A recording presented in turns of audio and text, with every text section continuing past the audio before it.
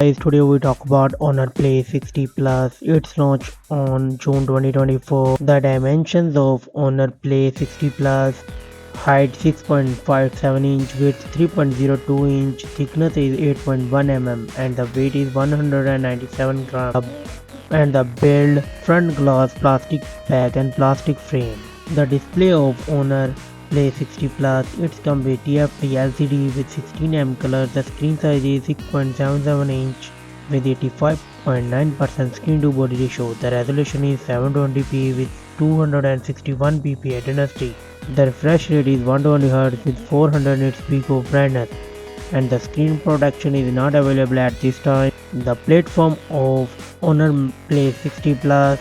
It's come with the Android 14 operating system. The chipset is Snapdragon 4 Gen 2 and the CPU is octa-core Cortex A78. The GPU is Adreno 6 to 13 and the memory of Honor Play 16 Plus.